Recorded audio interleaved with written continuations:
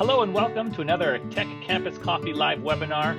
This is an opportunity for you to learn about career paths at Tech directly from professionals in your field.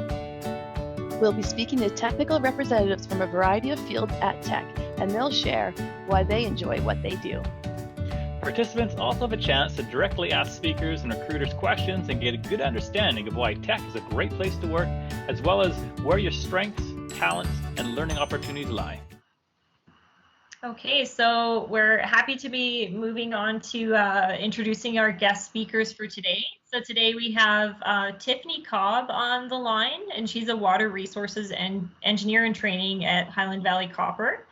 And we also have Lauren Boudreau on the line, who's a project EIT at Line Creek Operations. So how about Tiffany? I can maybe start off with you, and we'd love to just get an introduction from yourself and what you do in your role. Sure. So as you can see from the picture, I'm Tiffany. So I work at Highland Valley Copper. So Highland Valley Copper is a copper molybdenum mine about 45 minutes drive from Kamloops. So as a water resources engineer, my tasks are kind of pretty varied, which I love. So when I started, I worked with kind of our mine technicians here on site, and I worked to develop our hydrometric monitoring program. So that's where mine technicians go out and they download the data from weirs, so flow data, as well. They go out and look at groundwater data and download that data. So when that data comes in, I look it over, kind of do a quick quality control check, upload it, work with consultants who does kind of the final QA QC check. So it's quality assurance, quality control. In addition to that, I take that data and then put it into our it's called a water balance model. So it's software where you input water data, and then as an output, you also get more water data, but it helps the mine to make operational decisions. It helps the mine to make environmental decisions, all related to water quantity. In addition to that, one thing I love is that I get to work with all departments of the mine, because as you know, water touches just about everything. So we make our own potable waters, that's drinking water here on site. We also use water in the mill itself. There's water contained in the tailings, so I work with mill operations, tailings departments. I work with projects because water touches all sorts of projects. So I love that it gives me this huge variety that I get to experience and talk with all sorts of different people. Yeah, that's kind of the main parts of my job. Awesome. Great, thanks, Tiffany. And Lauren, I'll throw it over to you for an introduction of yourself as well. Thank you. I'm a projects EIT at Line Creek, which is one of the steelmaking coal operations in the valley. So we have 4 active mines right now, and we're sort of at the smallest one. So I'll also echo the Sweet Hills. We're a big family as well. Pretty small. We know everyone across most of the departments. So my job, Stacey had just sort of alluded to being a co-op student. I did start as a co-op student in the environmental department. And when I returned to Tech, I'm now part of the engineering department.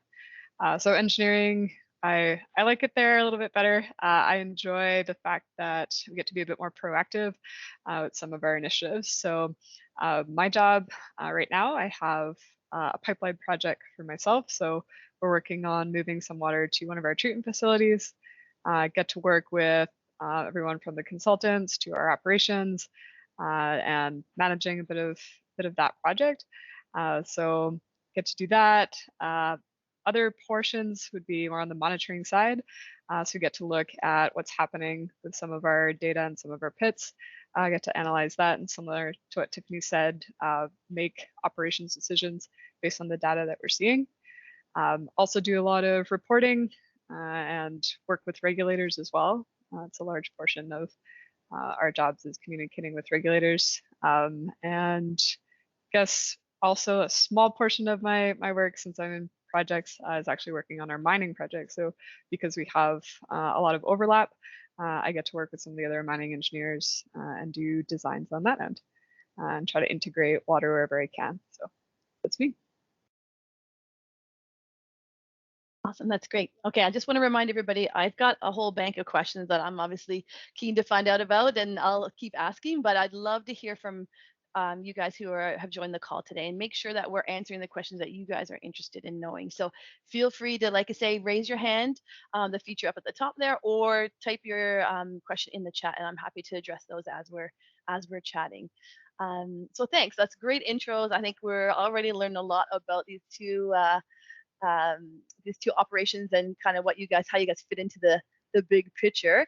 I guess if you were to sort of take a step back and think about some of the projects you've worked on and some of the things that you've had a chance and opportunity to do while you're at Teck, maybe Tiffany, I'll start with you. I know you talked about loving the fact that you get to work with various departments, which I think is awesome.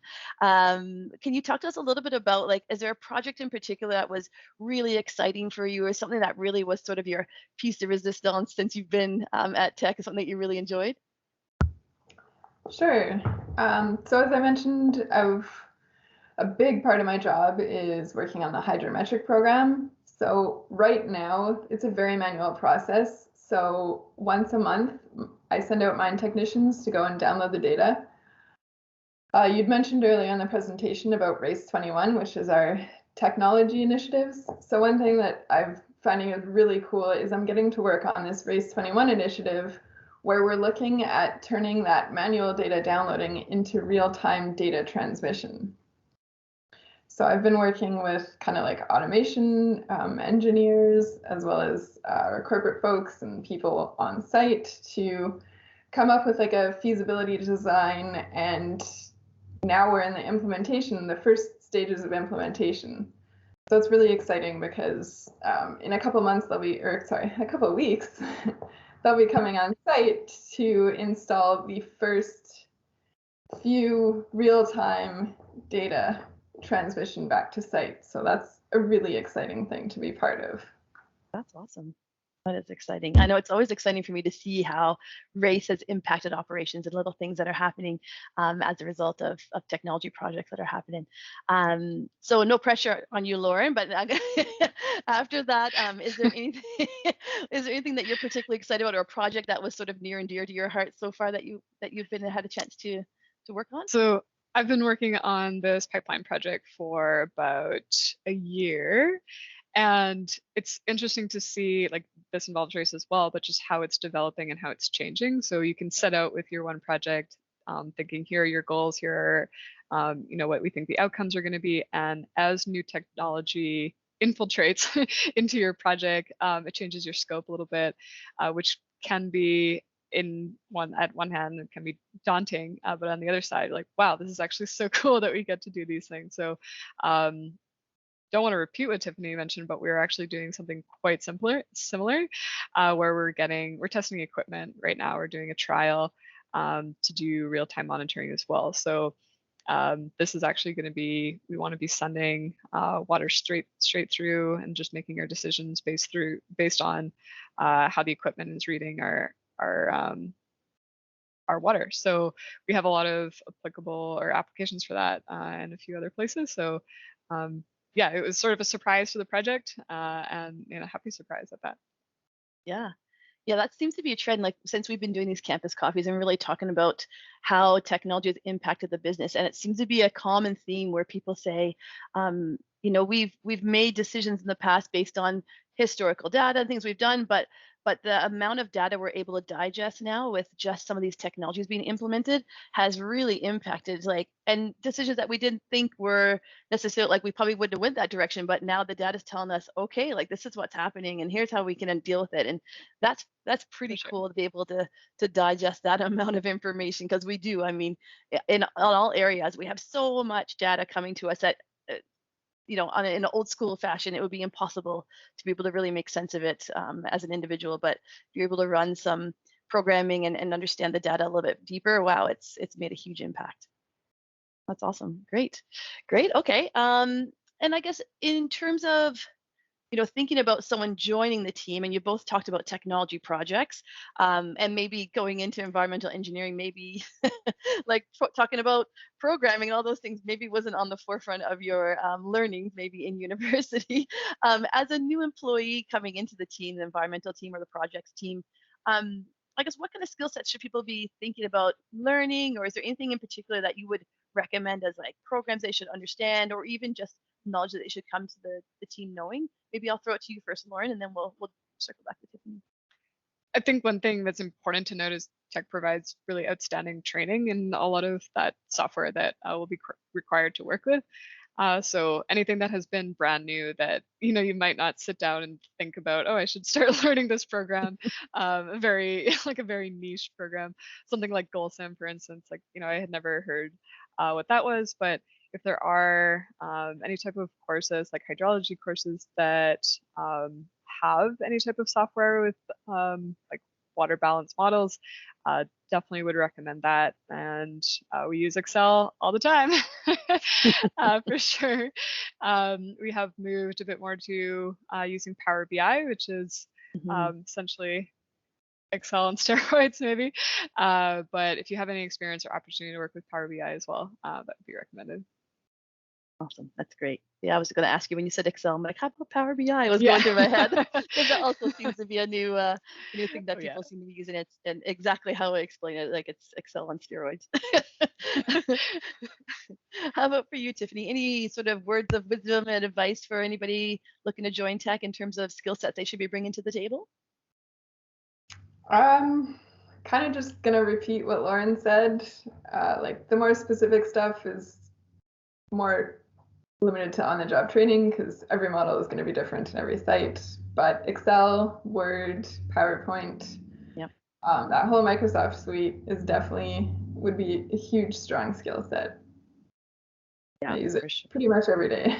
So, very important. Awesome. Yeah, it's definitely, we're definitely Microsoft heavy in terms of our programs that we do use, like the Power BI and that sort of thing. So having a good understanding of those tools are definitely helpful for sure. I know I'm noticing a couple of questions in the chat, so I want to make sure we address those along the way. And so I can make sure everyone's questions are being answered. So there's one here asking that they had a friend that did a co-op at Highland Valley Copper, and they basically have highlighted 8 months as a minimum requirement in terms of a co-op length of term. So Tess, I can speak to that more often than not, we do lean to 8 months as a minimum length of term here. And that's across the business at Highland Valley Copper as well as coal. Like we've gone outside that and we have done 4-month co-ops, but they're certainly not as frequent. And a big part of that would certainly be just it's a huge like learning curve, as you can imagine, the type of projects that we're working on, and we'll definitely get to speak to some current co-ops here in a little bit. But the type of project that are getting immersed in and understanding and working on, it takes a little bit of a learning curve. Plus, you're working on a mine site, which is its whole other learning curve on its own. So we tend to lean to the longer terms. That just gives us a chance to really get you through a few longer projects and really see things from start to finish. Because in 4 months, it's a pretty fast turnaround for sure. So that's sort of the method to the madness, I guess, in terms of the co-op terms. The other question here is that they are curious about locations.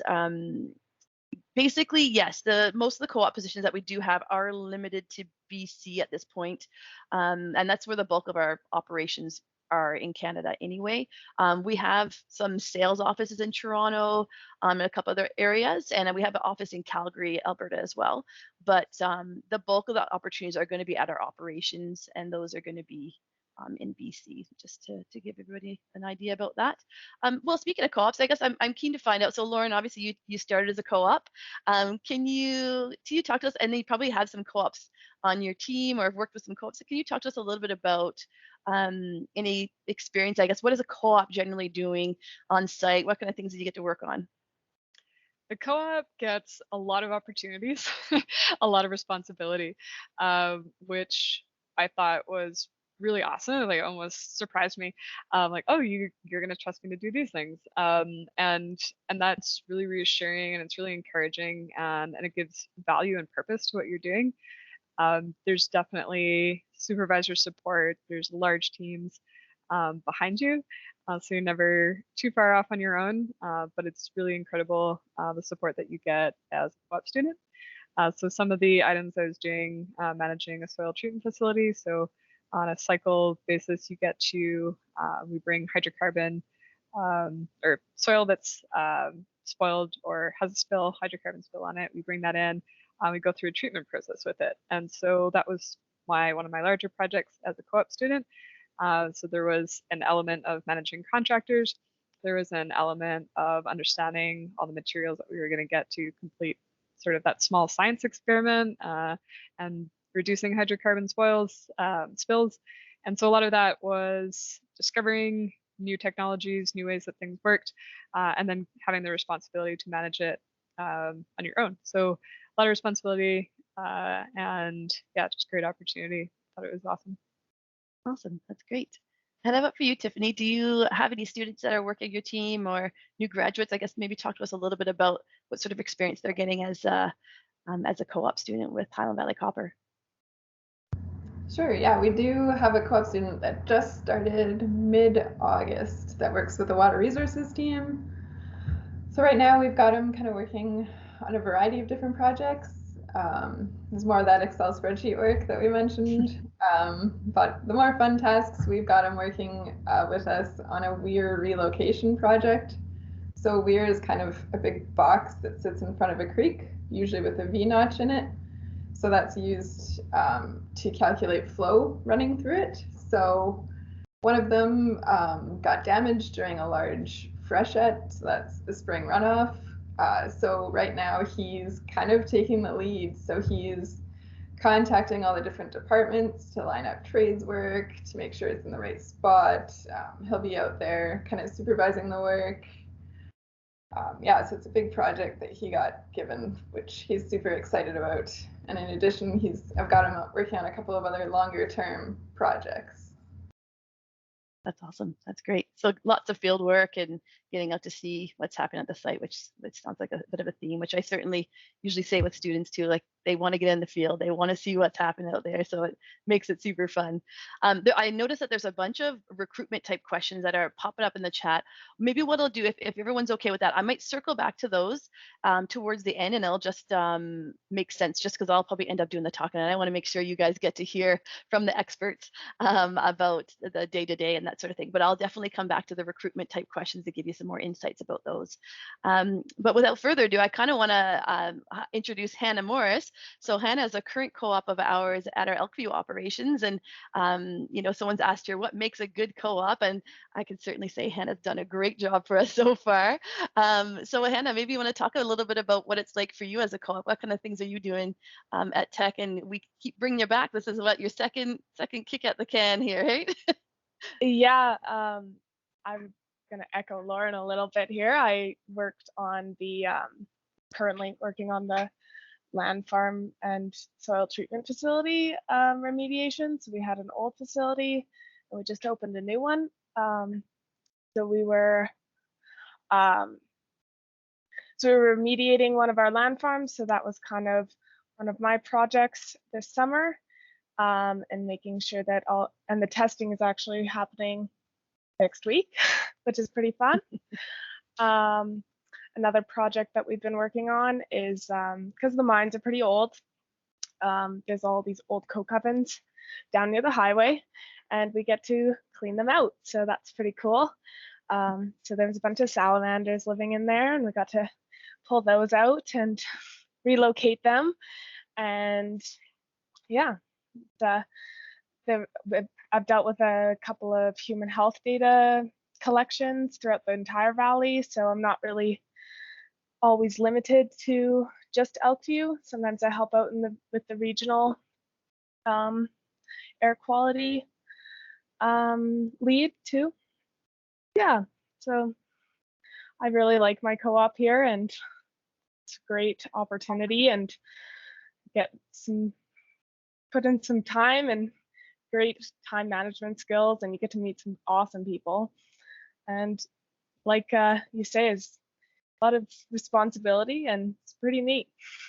Definitely get to learn a couple of things and get left alone sometimes, which is kind of spooky, but pretty cool too.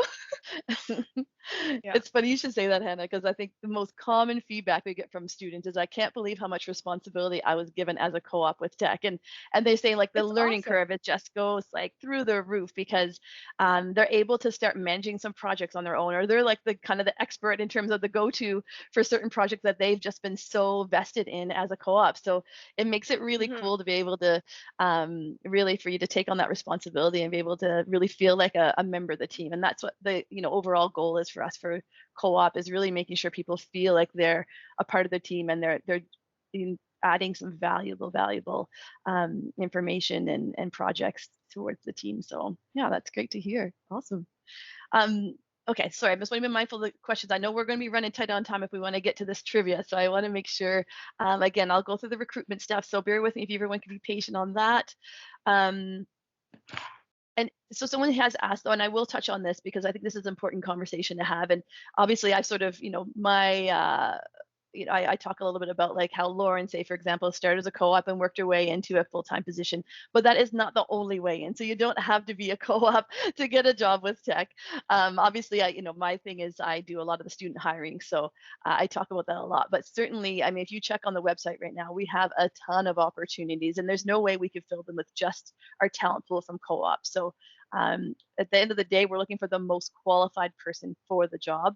And it just so happens that some of our co-ops get some really great experiences while they're here, but it's not the only people that we hire, for sure. Yeah. Anything else here? Sorry, Lena, you bear with me if you see something that I'm missing here in the questions.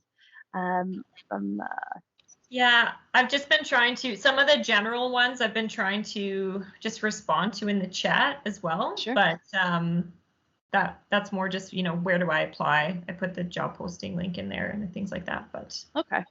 Yeah. Great. And then I guess, someone had asked, and I sort of alluded to it when I was talking to Hannah, what makes a good co-op? Or I guess what makes you want to highlight how that, so basically just to give you an idea, so I do a survey with all the students that leave us, but I also do surveys with the supervisors as well, so they can highlight how their student was valuable to their team. And, I have lots of little tidbits that I hear all the time, but I guess, is there anything, Lauren or Tiffany, that you want to add of like, what would make a strong co-op for you, or what really makes someone excel in an opportunity here at Teck? I can quickly answer. Yeah. I think something that I noted, and I remember being positive feedback from my supervisor, was taking initiative for some items. So it can be intimidating as a co-op student because sometimes you want to be doing the right thing and you want to get the task completed. But often you have, like with that responsibility that we talked about, there's a little bit of wiggle room and maybe a lot of wiggle room to make a lot of really good suggestions. And so that is something that is super appreciated by supervisors and members of the team as a co-op student.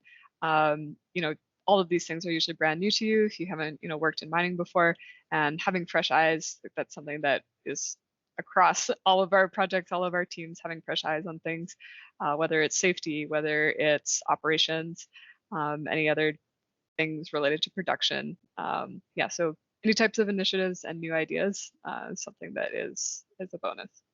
Yeah, for sure. Anything to add there, Tiffany? Sure, yeah. One thing I would say is just be open to, trying anything, and like speak up if there's something you're interested in. Because one thing I learned pretty early on in my career is you never know what experience you get and where you can apply it. Because I've worked a few different jobs that I kind of thought wouldn't help me out in my career, and they ended up being super valuable later on. So yeah, give everything a try. Plus, that's the only way you really know if you like something, is if you give the task a try, Yeah. No, that's awesome. That's really great advice. And that's something I often tell students too, is, sometimes they're in university and you get, you're interested in certain courses and that sort of thing. So you kind of want to really go in a one direction. I'm like, this is the time to explore. You don't want to pigeonhole yourself too early, because the opportunities are endless, and it might be something you really enjoy. Or maybe the course wasn't awesome in university, but getting to do it in real life is a whole other ball game. So it's certainly coming in with that kind of attitude. It's something I look for a lot in students when I do interviews, is just looking for that right attitude where they're open to learning. They're keen to get as much experience as they possibly can. And boy, I tell you, the sky's the limit if you come in with that kind of attitude, for sure. There's a few questions that have popped up in the chat, so I want to make sure we address those as quickly as we can. And I just want to make sure, in terms of, we'll probably put the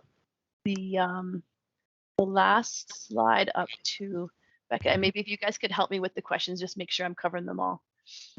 So this is just, I wanted to share this with you because this is also some quotes from some former co-ops. And like I mentioned, I do surveys with all the students that are leaving the company at the end of their co-op, and just sort of make sure it was experience that they were interested in getting and they enjoyed and that sort of thing. So here's some comments straight from students about their experience in Teck and what they liked about it. So we wanted to share that with you. We're currently recruiting for co-op for the upcoming January 2022 term, which seems hard to get my head around that 2022 number, but here we are.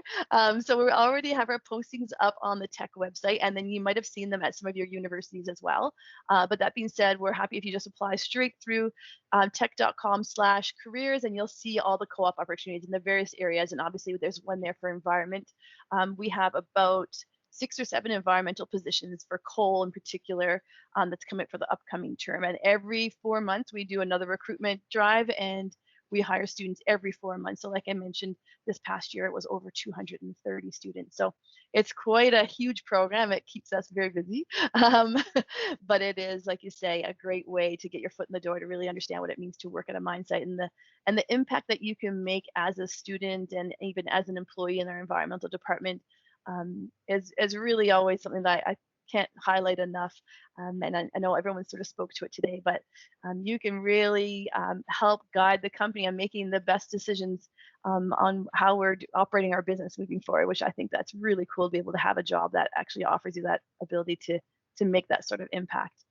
So in terms of some of the questions we've had here, I want to highlight those for sure. So sorry, Lena, can you drive me where I'm Yeah. where we left off? So we have a question here from someone who's asking about stating that most of our positions look like they're for undergrad students, but do we have positions for graduate students as well?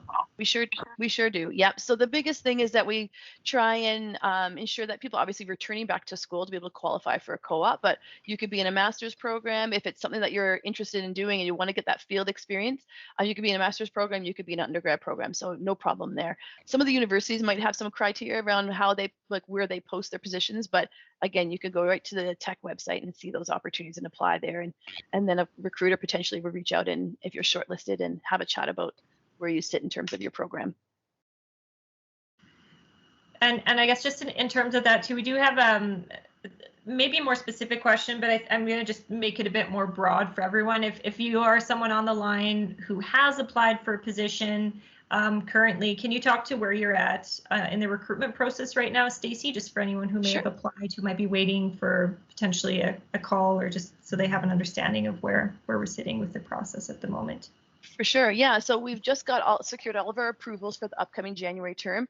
We've had our postings up, and we've certainly started our interviewing, but we haven't completed our interviewing. So stay tuned. I know it can be a lengthy process, so I appreciate everyone's patience. And as we work through the candidates, we do get quite a high volume of applications, so it does take us a little bit of time to get through them and dissect them. So we go through shortlisting. And I think someone had asked about the interview process, but just to give you an idea, usually you'll get reached out to by a recruiter might call you, or you get an email from us just to clarify a couple of details. And then what we would do is set you up for a Teams. Right now, obviously, everything's virtual, so it'd be a Teams interview, so a video chat with a recruiter, and we would go through sort of just talking a little bit about your experience that you've had thus far, if there is any, whether it's environmentally related or not. It could be outside of that, and talk to you a little bit about the roles and just see if you're a good fit. So it's a pretty laid back process, and keep it pretty conversational and light, and certainly gives you an opportunity to put your best foot forward in an interview process for sure. Hopefully that answers the interview question. Any other ones that I'm missing there, Lena? I'm just.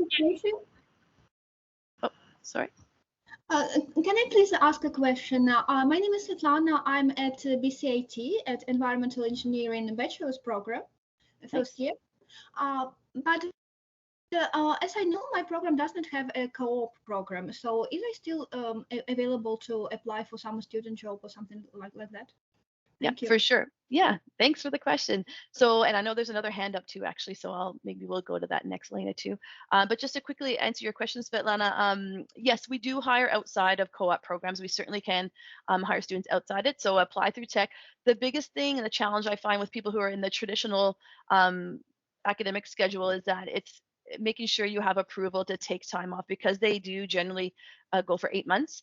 Making sure that you can take time out of your academic schedule. So that's something you want to look into prior to applying. And then we also do have a summer student program. So those postings will go up in January, and those are for obviously May to August. And keep an eye out for those opportunities. If you're just looking for a summer experience, certainly you'll see postings come out usually by mid-January at the latest, and they'll be up for about 3 weeks through January. And I think Raj might have a question, and then maybe Raj, do you have a question you'd like to It was answer? the same question for me. Like I applied about a week ago from my university portal and through the Tech website, but I haven't got any updates. So that is what I was concerned about. Okay. Yep. No worries. We're still working through it. So yeah, sit tight, and yeah, we'll be working through our applications over the next week or two. And I mean, we'll generally do interviews for probably 6 weeks into this, so it might be as late as into October, but we try and get to them as quick as we can. Just obviously, I know it's a time sensitive for all you guys too, to be looking at different opportunities. We want to try and get to the students as quickly as we can. But there's a small lean mean machine team that are working through the app. So if you can be patient, we'll get there. And then I think Guyana, is it? Sorry, I'm not sure how to say your name. Yeah, that's correct. So hi, Stacy. So I Hi. have a question. Actually, I'm doing my master's in environmental engineering. It's a thesis-based master's, so I don't have any co-op program, and I'll be graduating in end of December. So I was wondering if you hire any engineering training positions or any other positions for master's students. Yeah, for sure. Yeah, so certainly there's opportunity. So what I would suggest is keeping an eye on the website, and you would see it may highlight like environmental engineering training. It might be something similar to Lauren's job, where it's maybe a project engineer, but with an environmental twist, and you'll see that within the job postings. So what you can do, because I know there's a lot of positions now posted on the Tech website, it's a lot to navigate. So your best opportunity is likely to set yourself up for job alerts, and basically you can pick out some keywords that it'll get pinged once a job comes up that's relevant to your skill set and where your interests are. So that may be the best way to sort of wade your way through all the postings that we currently have up on the website. Yeah, I have another question actually. Sure. So do you hire like grad students, like because my specialization is water and wastewater treatment, which is mainly focused on nutrient recovery and like the treating the wastewater which is already contaminated. So I was wondering if you have similar positions like maybe industrial wastewater treatment or nutrient recovery or like treatment for the contamination removal. So I was wondering. We have a lot of work in water treatment for sure. So we have our water treatment facilities, and we do quite a bit of hiring there. So if you took a look through the website, you'd see lots of information around that. I mean, we also are looking at different technology like saturated rock fill, and we're expanding that area of water treatment as well. So there's definitely quite a bit in the water. Maybe Lauren, you could speak to it a little bit more, but yeah, lots going on in that space. Okay, yeah, thank you so much. Yeah, you're welcome. Thank you. I know I'm mindful of time. We have a couple of minutes left. Any other questions, Lena, that we haven't covered in there in chat? Yeah, there's another one here about experience and just how much experience is required for student positions. So, but are you looking for second years, third years, fourth years? We generally lean towards third years mainly. We have gone to second years as well. Obviously, the more courses you have under your belt, the better for sure. And it obviously would help you with transitioning into a co-op opportunity. But then some of them are a little bit more entry level, and we can certainly look at second years. So it really depends. And then again, it's all about the attitude and that sort of thing. So there's no deal breakers. Lots of students do come in without any environmental experience or mine site experience, and that's totally understandable. it's not something that's a deal breaker for any of us for sure. But I always tell people, if you're doing your resume, never exclude some of your experience. If you've worked at McDonald's or you've worked in the kids camp, that's any experience is good experience, and you really always have a takeaway or a pull away from some of those experiences you've had that would be valuable for working in a team environment, that sort of thing. So definitely make sure you keep those on your resume and highlight the experiences that what you learned through those experiences. Anything Thanks, else that we're Stacey. missing? There's one more question here from Henrik. Again, it's a little bit more specific, but maybe try and broaden it again. It's he's asking, he has experience in unpaid internships that involve researching groundwater contamination and co-designing a biogas power plant in Nepal. What kind of jobs would I be eligible for?